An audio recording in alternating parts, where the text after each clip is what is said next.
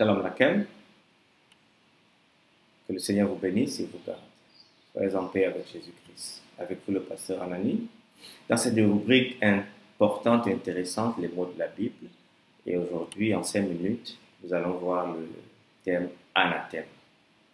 Anathème, du grec anathema, ce que l'on place au-dessus, c'est-à-dire de l'autel ou du temple, par suite d'une offrande votive.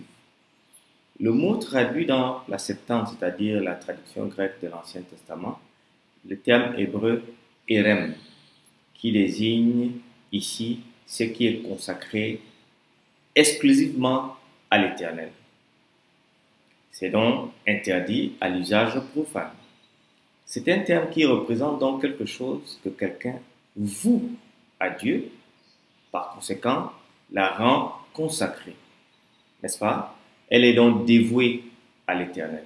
C'est la raison pour laquelle Lévitique chapitre 27, verset 28 dira « Tout ce qu'un homme dévouera par interdit à l'Éternel dans ce qui lui appartient ne pourra ni se vendre, ni se racheter, que ce soit une personne, un animal ou un champ de sa propriété. Tout ce qui sera dévoué par interdit sera entièrement consacré à l'Éternel. » C'était quelque chose que l'on bannissait, que l'on pouvait détruire sur l'ordre de Dieu parce que cela lui appartenait. Elle devenait donc anathème.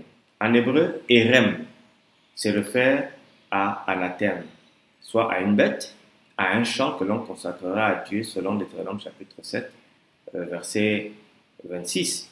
Vous avez ici, tu frapperas au tranchant de l'épée tous les habitants de sa ville, que tu les voueras à l'interdit, avec tout ce qui s'y trouve, et tu frapperas son bétail au tranchant de l'épée.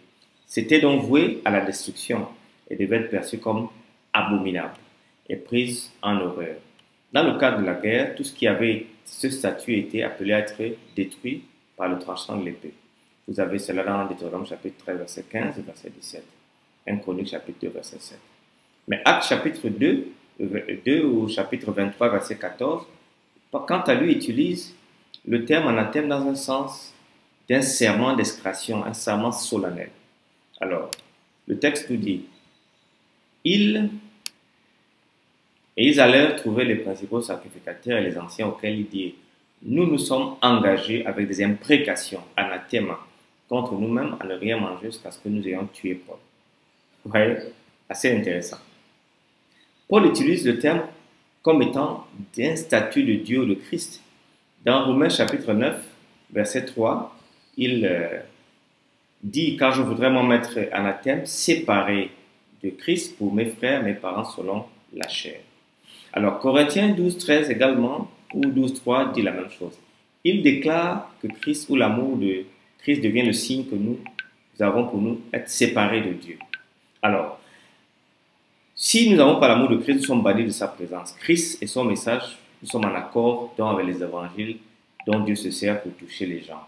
Alors, le texte nous dit dans Galates chapitre 8 et 9, même si nous, si un ange du ciel annonçait l'évangile s'écartant de celui que nous avons prêché, qu'il soit anathème. L'excommunication était aussi une espèce d'anathème chez les Hébreux comme chez les chrétiens.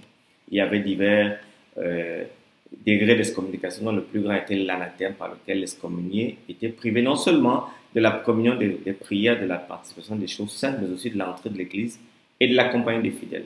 Alors, en application, c'est se livrer au jugement de Dieu et à l'exclusion de la communauté si l'on ne dit pas la vérité ou si l'on ne fait pas ce qu'on doit faire ou ce que nous avons promis. Alors, cette partie du mot anathème fait partie de l'aspect négatif d'anathème, à savoir que nous soyons livrés à la malédiction de la colère divine et être jugés comme maudits au vu de ce que nous nous enseignons, nous disons. Jacques chapitre 3 dit « Mes frères, qu'il n'y ait pas parmi vous un grand nombre de personnes qui se mettent à enseigner, car vous savez que nous serons jugés plus sévèrement. » Restez connectés. Jeudi, nous allons discuter d'un terme vraiment important, le terme ancien. Soyez bénis de l'Éternel qui a fait les cieux et la terre. Au nom de Jésus.